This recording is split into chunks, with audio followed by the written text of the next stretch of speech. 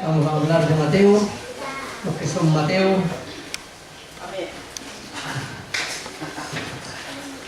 Mateo capítulo 14.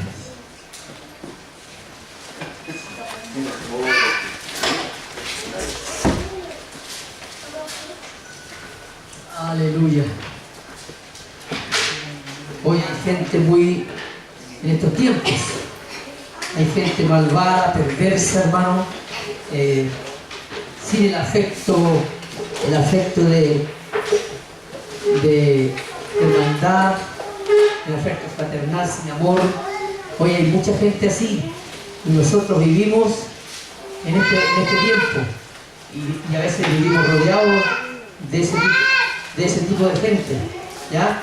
Así es que no nos extrañen algunas cosas que puedan pasarnos a nosotros o a nuestros familiares, a nuestros amigos en el trabajo, a nuestros compañeros de universidad. No nos extrañe que sucedan cosas tan increíbles que ustedes dicen: nunca hubiera pensado que hubiera pasado así, que iba a pasar así, o que sucediera esto. Pasa, ¿ya? Y la Biblia también registra acontecimientos en la época, ya, también bastante violentos, hermano. Y nosotros nos olvidamos que la palabra lo señala, que las cosas que nosotros estamos viviendo hoy día, ¿no es cierto?, aunque a nosotros nos parezcan muy demasiado increíbles, en otros tiempos pasaron cosas peores. Amén. Y nos vuelven a pasar, y las generaciones que vienen, si Dios no viene antes a buscar a su pueblo, seguirán pasando situaciones terribles también. Amén. Si no tienen luz allá atrás, prendanlas nomás porque están apagadas, por si acaso, si alcanzan a leer. Yo felizmente tengo luz aquí arriba, así que me salvé. Libro Evangelio de Mateo, ya, capítulo 14.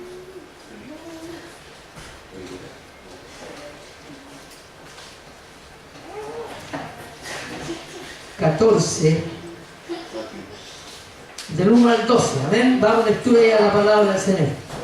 Amén. En el nombre de nuestro Señor y Salvador Jesucristo. Amén. En aquel tiempo, Herodes el tetrarca oyó la fama de Jesús y dijo a sus criados: este es Juan el Bautista, ha resucitado de los muertos y por eso actúan en estos poderes.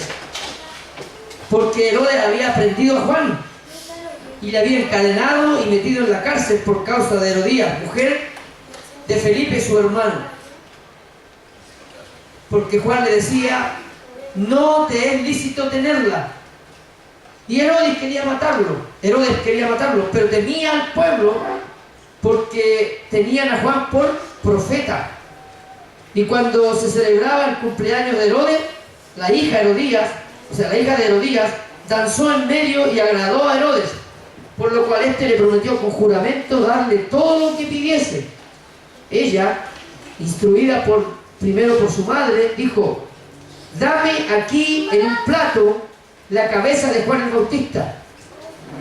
Entonces el rey se entristeció, pero a causa del juramento y de los que estaban con él en la mesa, mandó que se la diesen y ordenó decapitar a Juan en la cárcel. Y fue traída su cabeza en un plato y dada a la muchacha, y ella se la presentó a su madre. Entonces llegaron sus discípulos y tomaron el cuerpo y lo enterraron, y fueron y dieron las noticias a Jesucristo. Amén. Ese es el párrafo del cual vamos a compartir en este momento. Aunque el capítulo 14 registra 4 episodios diferentes. Partiendo por este es el primero, de este vamos a hablar, ¿ya? Del primer episodio, o sea, de la muerte de Juan el Bautista. Esos otros episodios tienen que ver con la alimentación de los 5.000, cuando Jesús anda sobre el mar, y por último, los enfermos que son sanados, que son traídos de todas partes a Jesús, amén, o que llegan a Jesús. Y nosotros lo más probable es que hemos escuchado el episodio o la vivencia que tuvo la mujer sirofenicia, ¿se acuerdan? Amén. Decía ella, yo solo acercándome a Jesús y tocando el borde de su manto, voy a ser sana, ¿cierto? ¿Ah?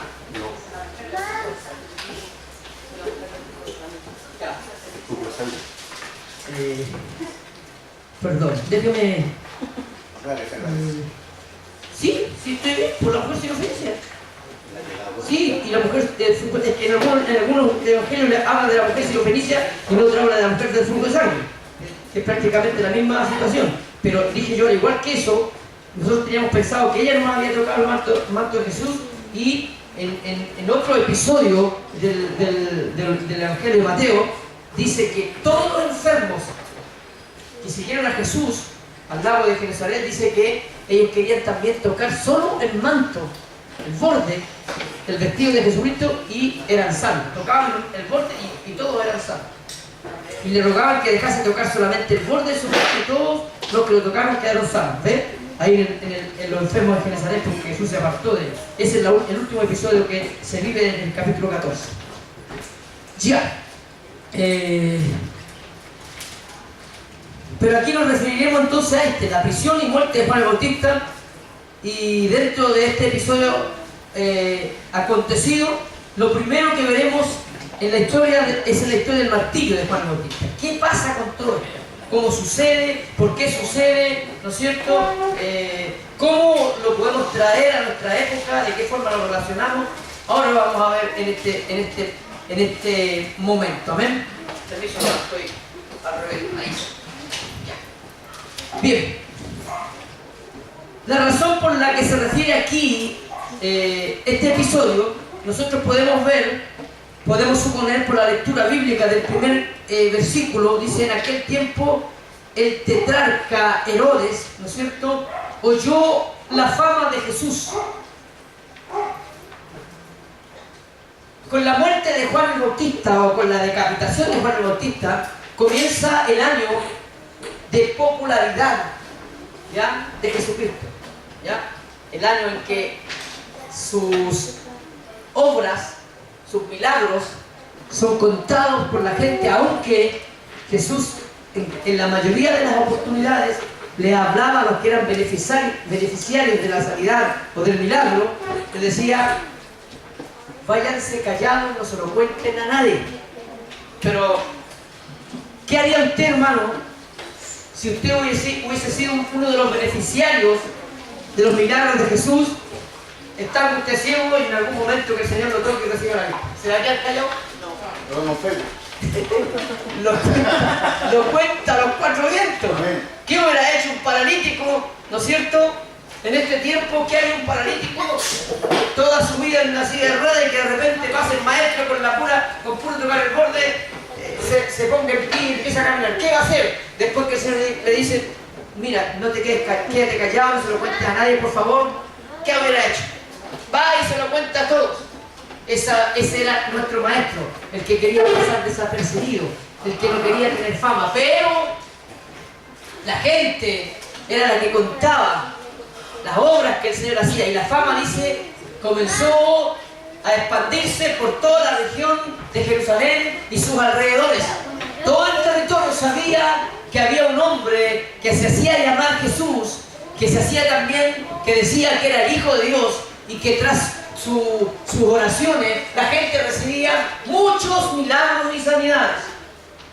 Pero entonces, la lectura nos hace suponer, ¿no es cierto?, que tetrarca o Herodes, era muy malo este hombre, entre comillas, él tenía información que le había llegado de lo que estaba haciendo nuestro maestro, de lo que estaba haciendo el Señor allí en Galilea. Él ya sabía, tenía información, pero ahora la información era un poco más elocuente, y comenzó a llegar una información más relevante acerca de la fama del Señor, cómo la gente lo seguía para todos lados, cómo la gente iba tras él como las abejas a la miel, ¿no es cierto? Como que él tenía una atracción diferente. Y este hombre, entonces, como había decapitado a Juan, le había cortado la cabeza, ¿no es cierto?, él cree que es Juan el que resucitó con algunos poderes mayores que los que tenía en vida. Él se imagina eso por la información que recibe. Él escucha de la fama de Jesús, dice el versículo 1, ¿no es cierto? Y se turba, se confunde, se pone nervioso y cree entonces que Juan es el que resucita y está de nuevo, de vuelta, otra vez, ¿no es cierto? En forma incisiva, hablándole, no te es lícito estar con la mujer de tu hermano, eso es pecado. Amén. Nervioso. Por la información previa a los milagros que Cristo obraba, él pensó que era eso. Y a raíz de esto,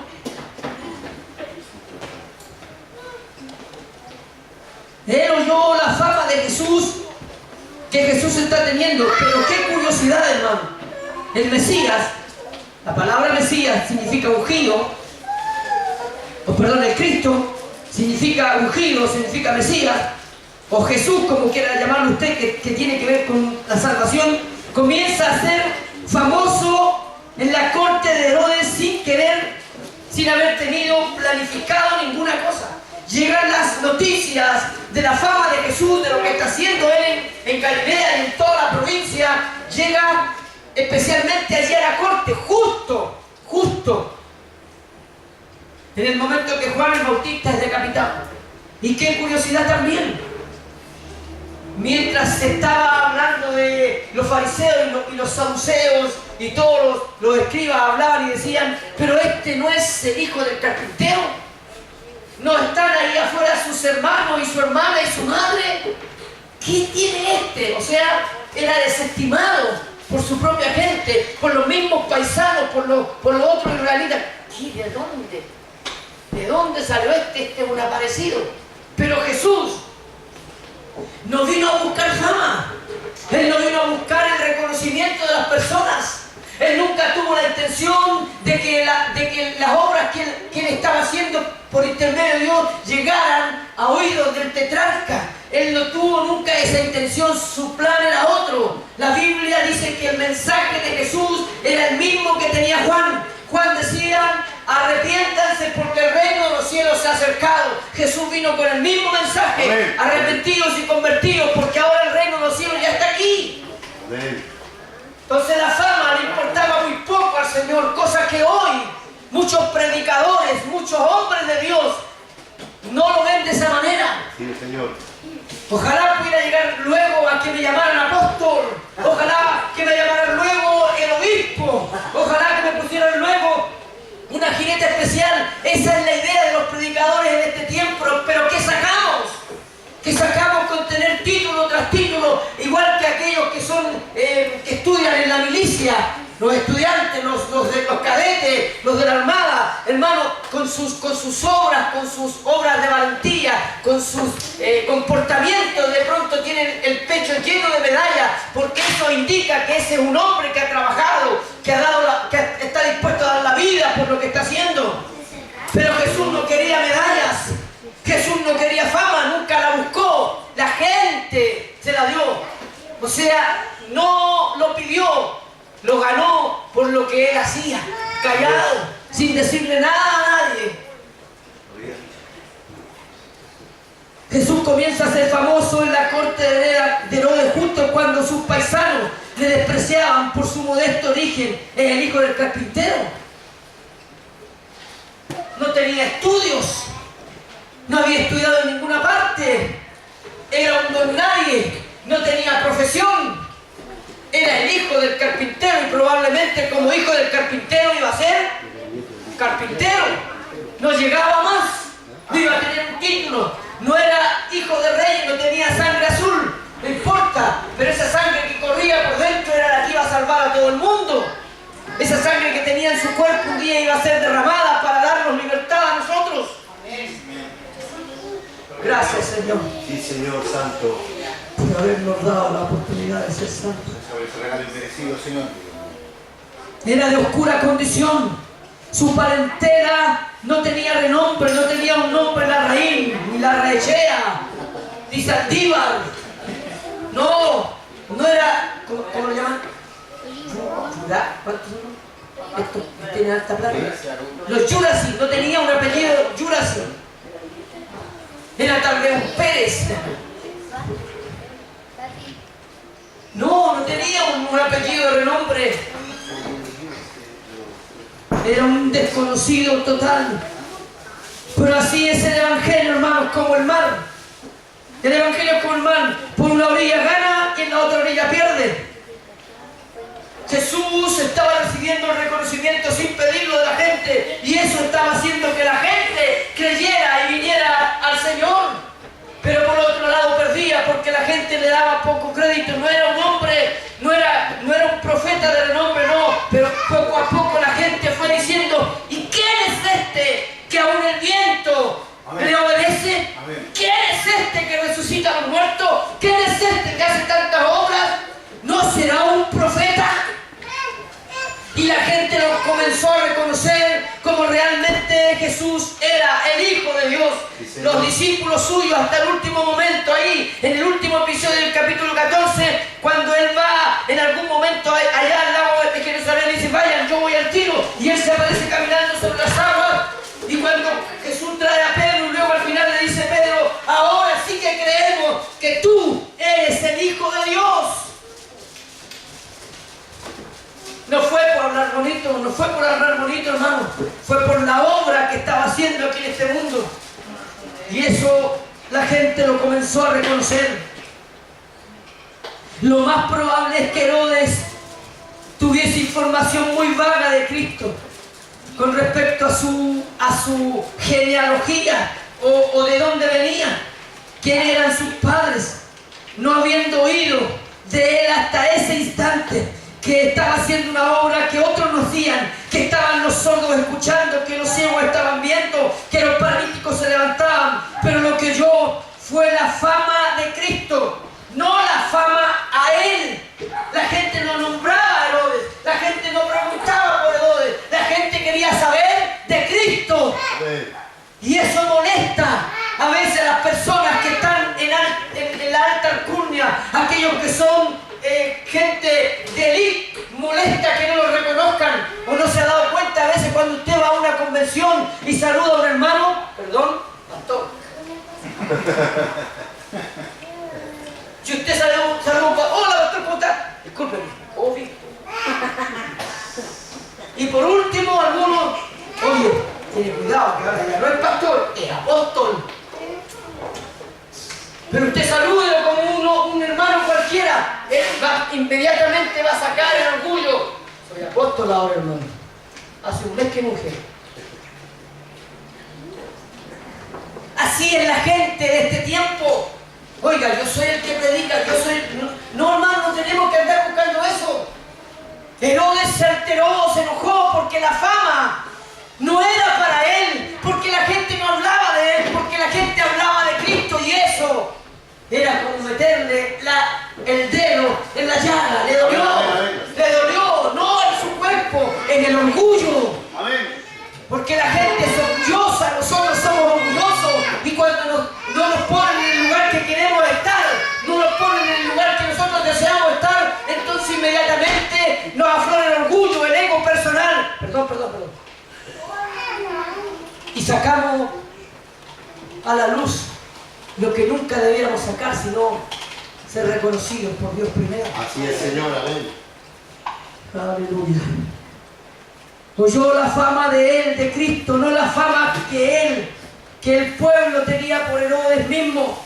Ya no era el rey, ya no era el mandamás, no, había otra persona más importante que estaba recorriendo las calles de Jerusalén. Había un hombre que no ponía publicidad para decir: es que voy a Galilea y allá voy a hacer sanidades, es que voy a Genesaret, así que junten a todos los que están enfermos porque yo los voy a tocar y los voy a sanar. No, él iba, la gente lo seguía. Amén. Él solo caminaba donde Dios lo dirigía, y allá lo estaba esperando la gente. Ni siquiera a los únicos que llamó, no, fueron a sus discípulos. A Pedro y a Juan, mientras estaban ahí trabajando a la orilla del lago, le dijo: ustedes dos, ¿qué hacen? Somos pescadores. Ahora no voy a ser pescador, vengan y sigan. A los discípulos les pidió que lo siguieran, pero a esa gente, a la multitud, aquella misma multitud que se juntó allí para escucharlo, Y que cuando él lo miró sintió compasión y dijo, ¿qué pasa con esta gente? ¿Por qué no se van a su casa? No han comido un día. Y los discípulos le dijeron, Señor, despídelos, diles que se vayan, después otra vez se juntarán, no, denles de comer ustedes. Y los discípulos dijeron, pero Señor, nos estás pidiendo algo que es imposible. Nos estás pidiendo algo que no se puede hacer. ¿Cómo le vamos a dar de dónde? Ni siquiera vamos a encontrar un almacén abierto, y si estuviera abierto tampoco vamos a lograr cubrir todo. Si ustedes recuerdan el término de la historia, se hizo la multiplicación de los panes y los peces, comieron 5.000 personas sin contar a las mujeres. Y sobraron 12 cestas llenas, después 4.000 más y sobraron 7 cestas más. El Señor era el que estaba obrando. Dios había venido en ayuda de la humanidad. Dios había venido en socorro, a socorrer a esta humanidad que se estaba perdiendo.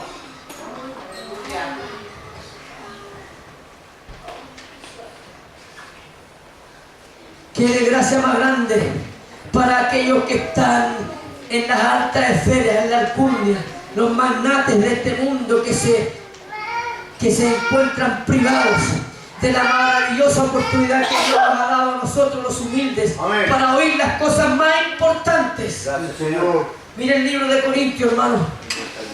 Primera de Corintios.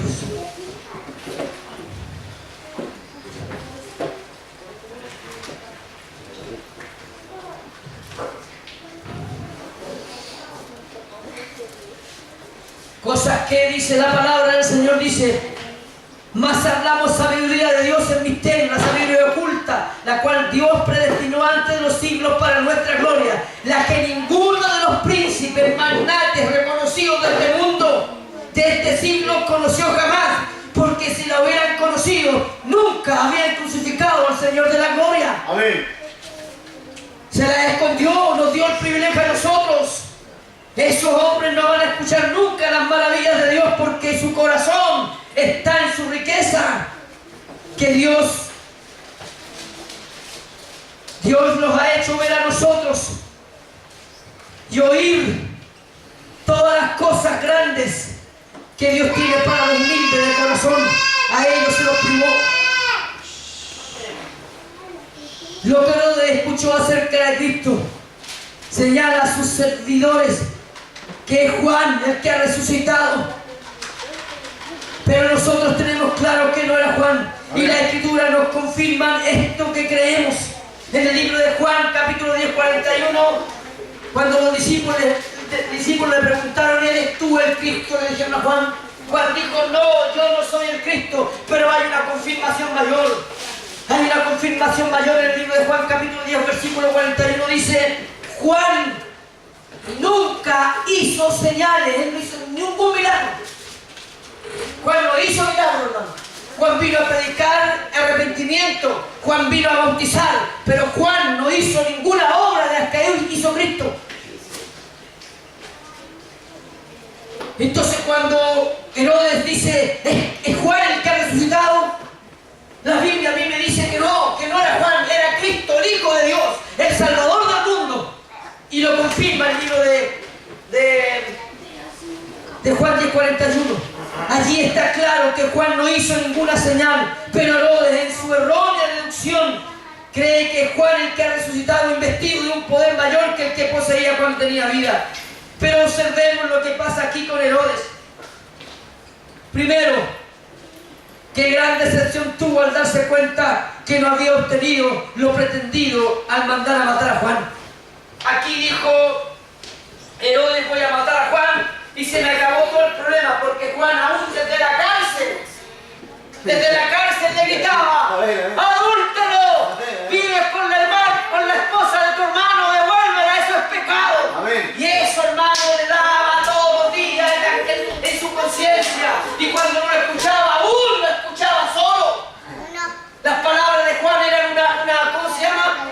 Estos que habían antiguos, una grabadora que estaba todo el día dando vueltas y vueltas, lo mismo. Y él pensó y dijo, mato a Juan y acabo con la grabadora.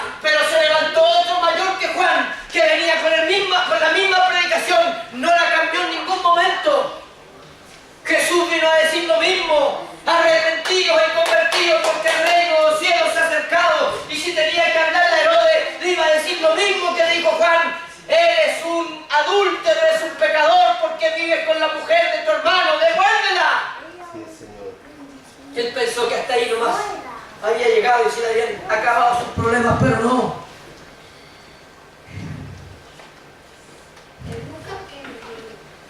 Se decepcionó. No había cumplido el propósito. Creyó que así se había deshecho de este individuo que había sido molesto toda su vida para él. De esta forma quería continuar en su pecado libremente sin que nadie le dijese ni le reprochase nada. ¿Cuánta gente hoy día, hermano, vive en su pecado de adulterio, de fornicación, de robo y de mentira? Sigue viviendo en lo mismo. Aleluya. ¿Y sabe qué? Lo único que dicen, no quiero que me hablen de nada, porque creen que así, hermano, van a poder seguir pecando tranquilos, sin ninguna cosa que los moleste. Pero ¿sabe qué, hermano? Aún con que tú digas una sola palabra, esa palabra retumbará como aquel Big Ben que está en Londres cuando tocan las 5 de la tarde o las 7 o las 8, suena y mucha gente lo escucha, así retumbará la voz que el Señor te dé para denunciar el pecado a la gente que está en pecado. Nosotros somos los que Dios va a usar para esto. Así es, Señor, amén. No van a poder nunca pecar en forma libre, porque estarás tú, estaré yo, estaremos nosotros para reprochar que eso no es correcto. Pero Dios le tenía preparado algo mucho mejor, porque tan pronto como eliminó a aquel escollo llamado Juan el Bautista, inmediatamente llegó a sus oídos la noticia de la fama de Jesús, y que para su asombro estaba predicando exactamente la misma doctrina de Juan. Aleluya.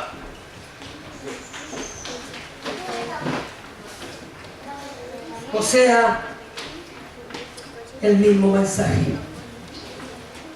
El mensaje de Juan el Bautista y de Jesús era acerca de la pureza, acerca del dominio propio que Juan le había anunciado ya antes. Aleluya. ¿Sabe por qué? Porque esta no es primera vez que Herodes escuchaba hablar a Juan, a un preso.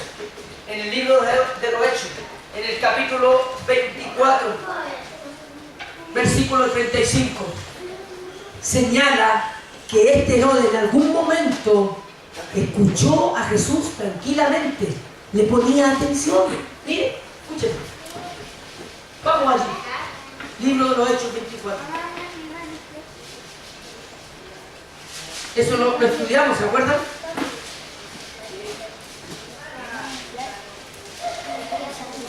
Ay, perdón, vamos a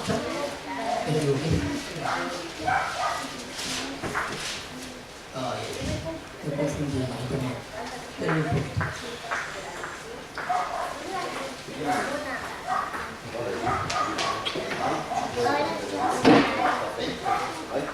Ah, no, 24-25, perdón. 24-25, dice así. Pero al disertar Pablo acerca de la justicia, del dominio propio y del juicio venidero, Félix se espantó.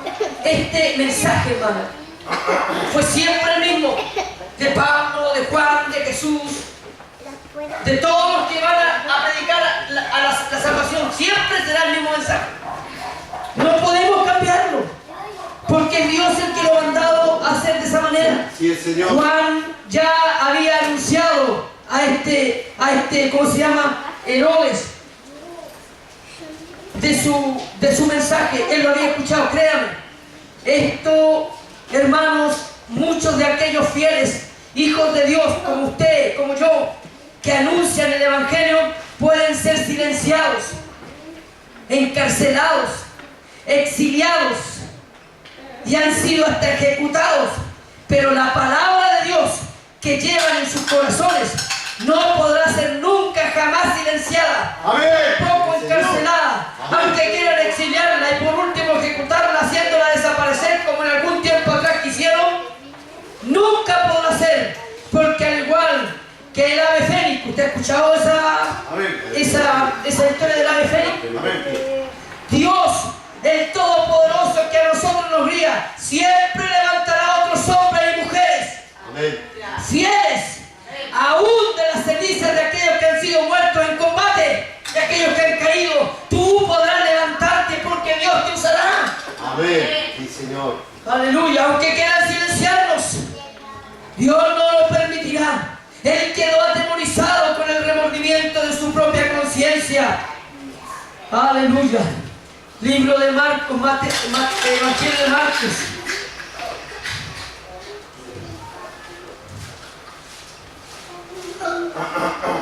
Capítulo 1.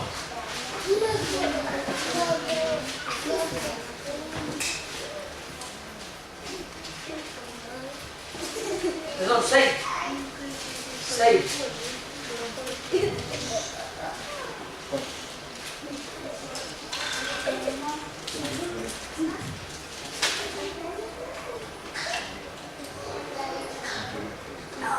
Al oír esto dijo: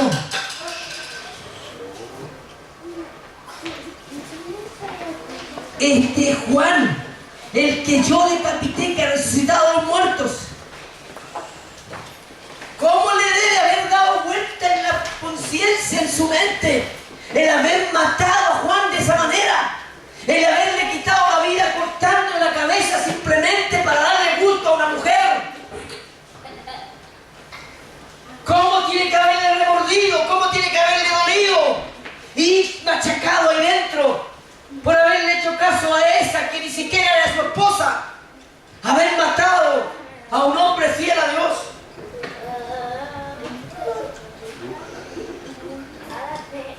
Remordimiento.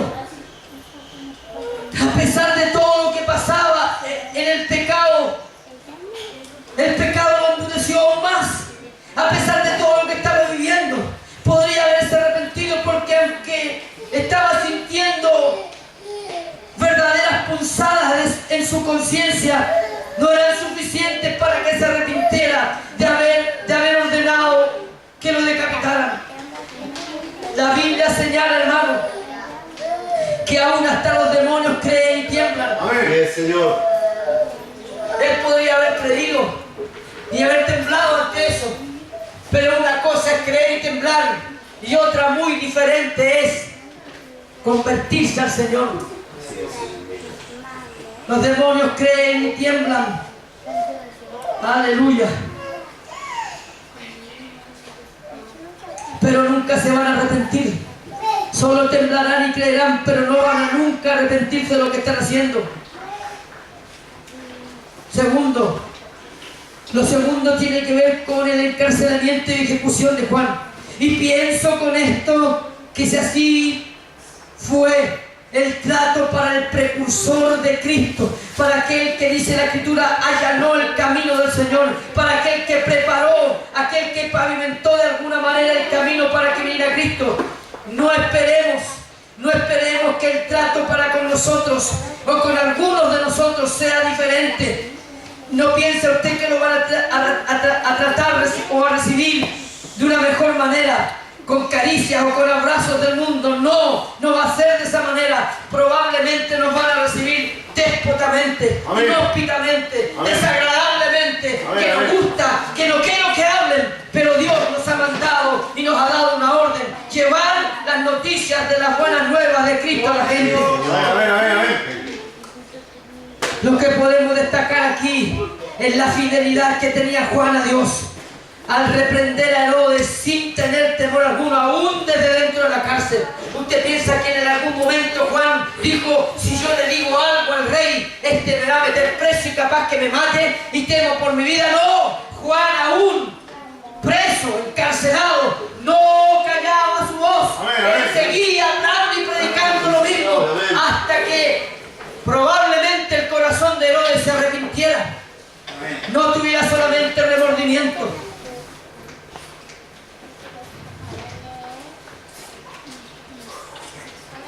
Versículos 3 y 4 del libro de Mateo que estamos leyendo.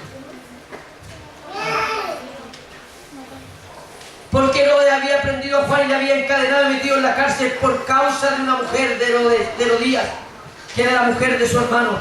Y porque Juan le decía: no te es lícito tenerla. Marcos nos aporta otro dato importante en esto. Marcos 6:20.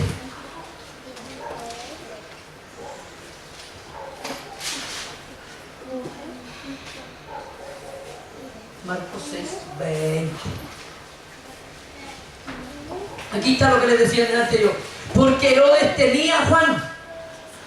Pero este es un temor, no el temor que nosotros tenemos a Dios. Temía a Juan. Sabiendo que era, escuchen cómo pensaba de Juan Herodes, este mismo que le decapitó. Porque era varón justo y santo. Sabiendo, él sabía eso, que era varón justo y santo. Y él mismo le protegía. Le guardaba salvo. Y oyéndole, antes de matarlo, así era Herodes, se quedaba perplejo, pero le escuchaba de buena gana. ¿Se da cuenta? Que este hombre no fue todo el tiempo así. Fue porque alguien colocó en su corazón una malvada intención. Una mujer. El hombre dejó de escuchar al que él sabía que era varón justo y bueno. A aquel que le temía. A aquel que escuchaba de buena gana. Ya llegó el momento en que no era de buena gana. Que era tedioso escucharlo decir desde la cárcel: devuélvele la mujer a tu hermano. No le gustaba. ¿Hasta cuándo me va a decir lo mismo?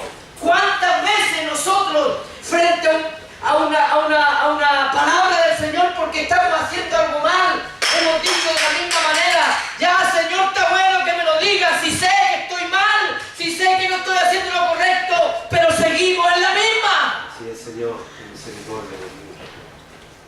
Ayúdanos, Señor. Amén.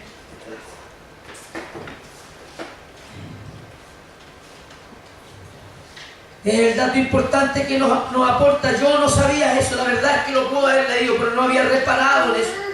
Nos dice que Herodes había escuchado de Juan sus predicaciones.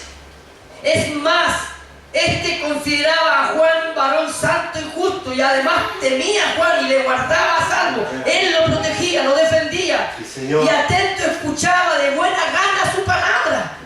¡Qué increíble! ¿Cómo se dio vuelta al otro lado, hermano? Lo mató. ¿Cuántos hoy hacen lo mismo? Sí, Señor. No, usted es un buen hermano. No, yo mire, conozco a otro evangélico, pero a usted le creo. Y siguen pecando. No, hermanita, usted yo la he visto siempre, ¿sabe qué? Honesta, siempre transparente, siempre diciendo la verdad. Yo le creo a usted. Si usted lo ve, siempre es lo mismo, no cambian. No están dispuestos a creer. Incluso a usted hasta lo defienden a veces de los que lo atacan. Oye, no, yo a él sí que lo conozco, no oigáis nada. Habla de cualquier otro canuto, pero de este no hay nada, porque yo lo conozco. Yo conozco que es de verdad, como dice Israel, es de verdad. Lo defienden, pero ellos siguen pecando. ¿Me entiende o no? Así estaba Herodes con Juan. En algún momento lo defendió, en algún momento lo consideró justo, en algún momento escuchó. ¿Sabéis qué es lo que me hablé? Porque a ti yo te escucho de buena gana. Pero después, en el momento que menos se esperaba, se dio vuelta la tortilla y él fue el que lo mandó decapitar. Qué increíble, hermano, cómo nos cambia la vida.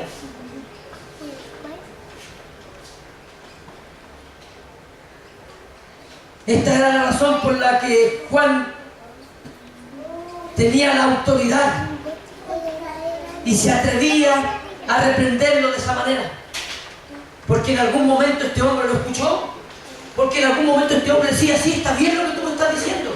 Entonces tenía la autoridad y por eso decía: deja que se vaya la mujer de tu hermano, estás en pecado, no es correcto, no es lícito estar con ella, déjala que se vaya, devuélvesela. Pero ¿hasta dónde lleva la pasión desordenada a la gente? Sí, Señor. ¿Hasta dónde puede llevar a un hombre y a una mujer la pasión desordenada, que se olvidan de todo lo honorable, que se olvidan de todo lo moral, que se olvidan de todos los valores y principios que están en la Escritura? ¿Hasta dónde puede volcarse por la pasión de una persona hasta llegar a ser un asesino? Que Dios nos libre. Iglesia, Lo que de acuerdo a la ley de Dios es lícito para algunos, lo es también para todos los reyes y magnates. Por muy poderosos que sean, no hay ley, no hay potentados ni emperadores que tengan la prerrogativa de poder quebrantar las leyes divinas. Me acuerdo de este cabrito, hijo de Tarraín, que mató a una persona curada. Y otros más senadores que los pillaron con prostitutas. Hombres que debieron dar el ejemplo. Nosotros debemos dar el ejemplo, no nos vayan a pillar en alguna cosa equivocada. Dios nos ayude.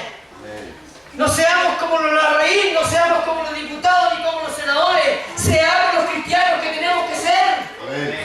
Aleluya. Porque algunos piensan que porque son cristianos tienen la prerrogativa de hacer lo que quieran. Como el cabo de carabineros que se compró una camioneta robada. Un carabinero, cabo, una camioneta robada. La pregunta es, ¿qué carabinero no va a saber que esa camioneta era robada? Y después se dirá, no, yo la compré, no sabía que era robada.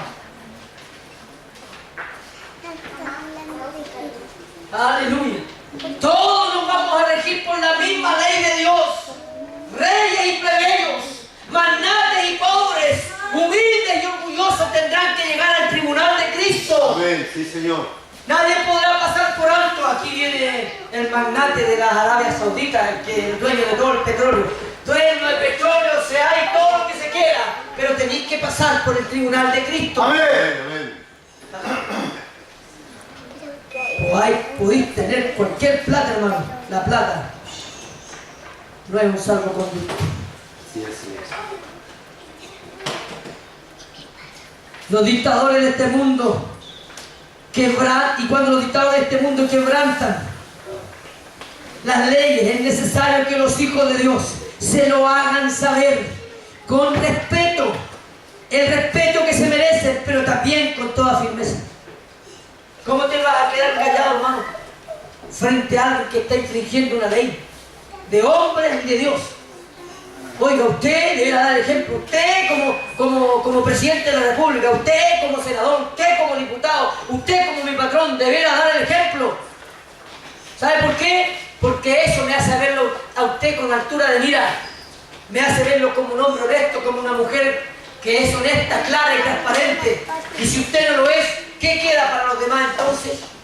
Por eso Juan se sentía con la autoridad de decirle a Herodes, no es lícito que estés con la mujer de tu hermano, porque era un hombre de Dios que podía decirle la verdad.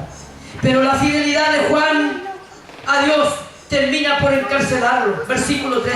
Esto es una venganza en parte de Herodes, venganza personal, y también fue por complacer a Herodías aquellos reproches fieles que Juan hacía, los cuales son aquellos que meten el dedo en la llaga y que son los que duelen sobremanera, generan que se provoquen los mayores pecados de la gente mala, de la gente perversa.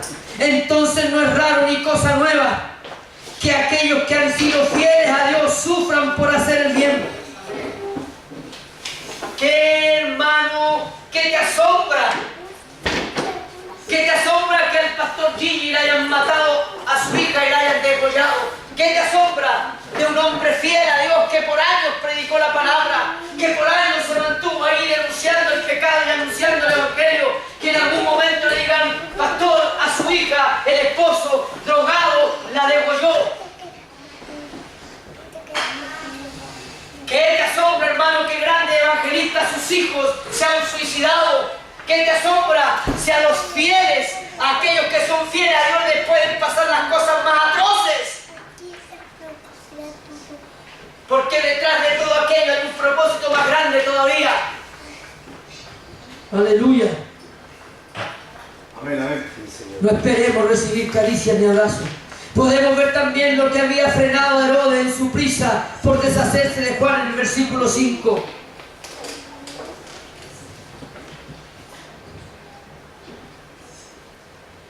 Y Herodes tenía la intención de matarle después que había escuchado atentamente y de buena gana su palabra. Pero temía al pueblo porque tenían a Juan por profeta. Versículo 5. Quería matarlo. Probablemente no era su real intención. Cuando lo encarceló, él dijo: yo lo pongo ahí para no escucharlo más. Lo pongo ahí para que esté en lo más profundo de la cárcel. Y cuando él empieza a decirme algo, como voy a estar lejos, no lo voy a escuchar. Pero se escuchaba más fuerte su conciencia que lo que Juan le predicaba de la cárcel.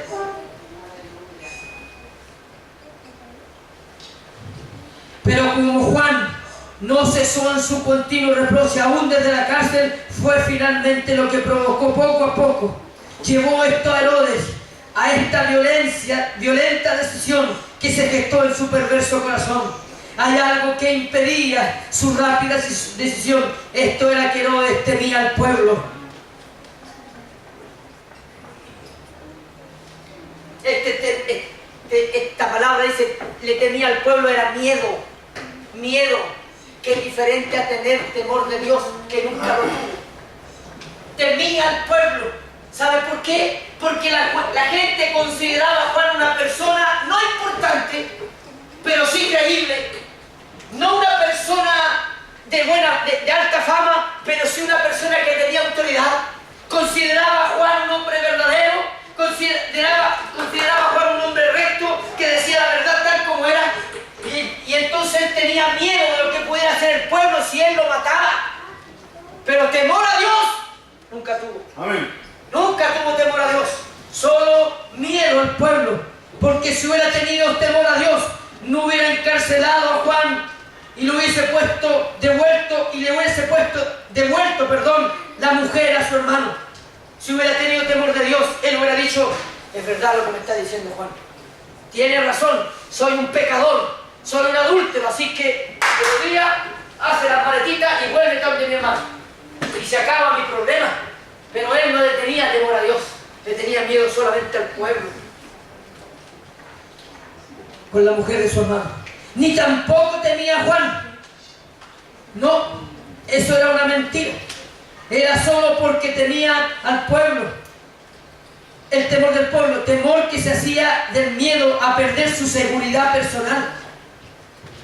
Qué increíble, hermano, que a veces por el miedo que tenemos a la gente, no a Dios, no temor a Dios, nosotros nos aseguramos los puestos que tenemos, porque tenemos miedo a lo que la gente haga con nosotros,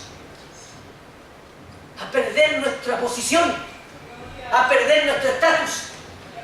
Es que al pastor lo pillaron como dijo el otro día el Bombo Figa, pillaron al pastor Jimmy Schwager con una mujer y nunca más se supo del pastor Jimmy Schwager. ¿Ah? Claro. No lo quise decir así, pero ¿se dan cuenta? Entonces el miedo a no perder la posición nos hace más pecadores, porque tenemos que reconocer que somos seres humanos y no equivocamos y cometemos grandes errores.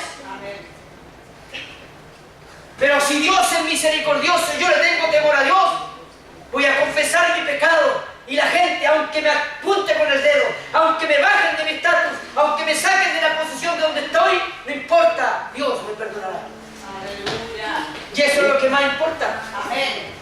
No el puesto que tengamos. Tenía miedo a perder su seguridad personal. No nos olvidemos que los tiranos también tienen miedo. ¿O usted cree que Pinochet, hermano, usted cree que el general Pinochet, todos los años que estuvo en el poder, salía a la calle así? Como salía el presidente Arturo Alessandri Palma en tiempos pasados aquí en la democracia.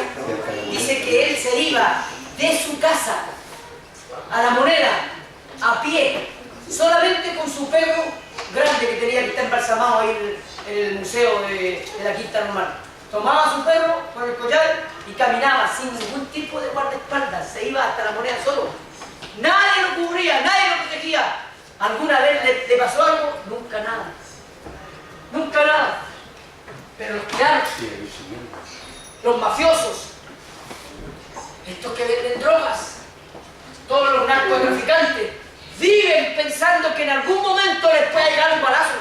Viven pensando que en algún momento le hagan una emboscada. Viven pensando en algún momento perder su vida. Como en los tiempos de los intocables allá en Chicago, como en los tiempos de la mafia en Estados Unidos. Vivían pendientes de que incluso hasta el guardaespaldas podía pegarle un balazo porque lo habían comprado. Así viven los mafiosos, los malvados, los tiranos.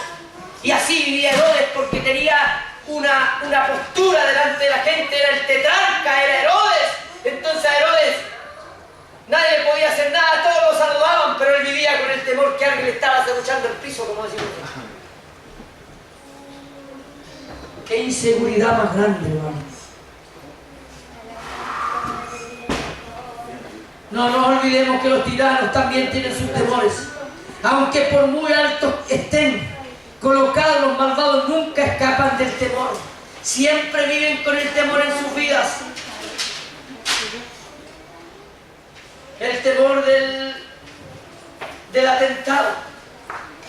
Golpean la puerta en la casa del tirano, en la casa del narcotraficante. Pueden estar tomando todo, esté tranquilo. Golpean la puerta un poco fuerte y agarran la pistola. Agarran la pistola, se saltan todo y abren la puerta. Venía llegando el hijo que estaba afuera. Porque viven con el miedo al atentado. Lo tienen ahí, para ellos como intrínseco. Ellos se dan vuelta y andan así, ¿cómo les llaman ellos?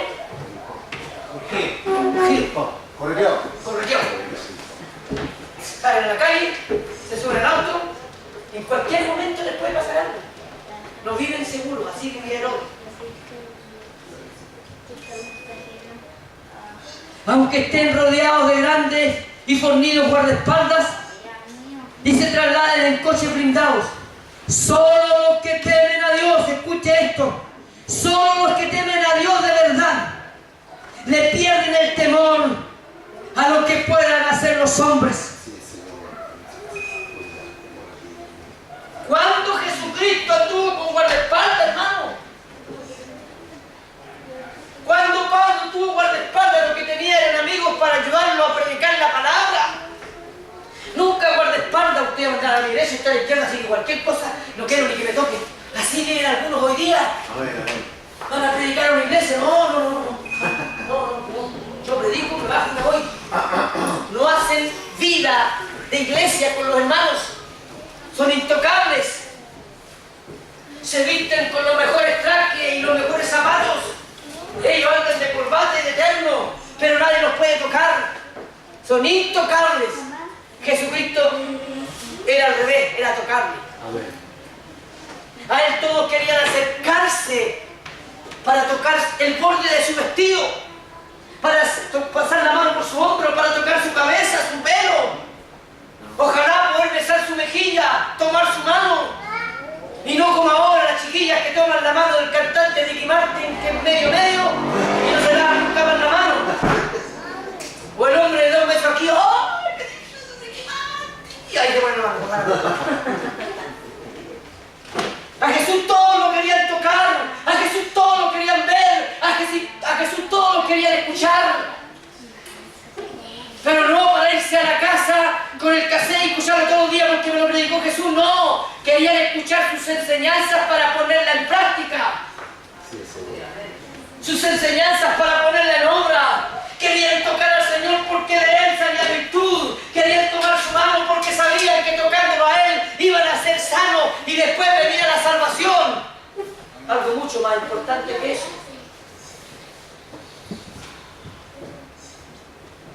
Solo los que temen a Dios le pierden el temor a lo que pueden hacer los hombres en esta vida, aunque te quiten la vida. Porque cuando dichos tiranos y todos aquellos de corazón perverso refieran en algo su ira y tiranía, solo lo hacen por intereses personales y pasajeros. Amén. Ya no. Ya sabe que no vamos a estar este mes sin vender nada. Pueden estar, pero cuando ven que empiezan a decrecer las ganancias, cuando ven que el bolsillo se empieza a achicar porque no vendieron durante un mes, cuando los tiranos que siempre han subyugado al pueblo, que siempre han hecho lo que han querido, han matado sin ninguna consecuencia, han hecho y deshecho, hermano, ellos por un tiempo pueden hacer lo bueno, pueden ir a regalar casas, pueden ir a dar dinero, pueden hacer muchos beneficios, pero es temporal, llegará el momento que volverán a ser los mismos tiranos de siempre. Nosotros somos hijos de Dios, diferentes a ellos. Ellos por temor a perder su posición volverán a ser los mismos de antes. No es porque le teman a Dios. Lo mal que ellos se sienten, todo lo que presienten o imaginan es el mal de la culpa, solo de la culpa. Si no fuese de esa manera, entonces ellos creerían y se arrepentirían y nunca más volverían a hacer mal. Pero sencillamente solo es el mal de la pena lo que trae consigo el miedo y el remordimiento. Por eso hoy hay muchos seres humanos malvados que tienen miedo de ser ejecutados por sus malos actos, pero no tienen miedo de ser condenados. ¿Cuánta gente que ha hecho las aberraciones más grandes y se ven frente a un juicio prefieren vivir toda la vida en la cárcel porque tienen miedo a perder la vida? ¿Y usted cree que eso los va a hacer mejores? Para seguir siendo los mismos malvados de siempre, pero ellos le tienen miedo a perder su vida. Dicen, me conformo con quedar en cadena perpetua. Me conformo con ser un hombre preso toda la vida, pero no quiero morirme. No me quiero morir. Los malvados son así. Herodes era un ser malvado, porque escuchó a Juan atentamente de buena gana, pero nunca se arrepintió. Él escuchó, se conformó, tenía el mal de la pena. Solo se apenaba por lo malo que hizo. Solo sintió pena por lo que hizo con Juan, pero nunca se arrepintió de haberlo hecho. Tuvo el momento para arrepentirse y haber dicho, mujer, tú me estás pidiendo algo imposible. No es correcto que yo mate a este hombre bueno, pero Herodes era un malvado, era un tirano, que en cualquier momento podía sacar las garras que tenía. Hoy día el enemigo está así en nuestro mundo. Es un malvado que en cualquier momento saca la garra y nos va a hacer daño, hermano. Sí, Señor. Pero nosotros tenemos que seguir siendo fieles fieles a lo que Dios nos envió. Si usted y yo, hermanos, somos fieles a esta palabra bendita, no tendremos temor de declararle al mundo y declararle al mundo que está equivocado. Porque Dios nos ha dado esa autoridad. Sí, Señor. La autoridad de la palabra. Amén. Dios nos bendiga. Amén. Póngase en pie, por favor. Gracias, Jesús. Amén. Gracias por lo bueno, Dios. Gracias, Señor. Por el Jesús.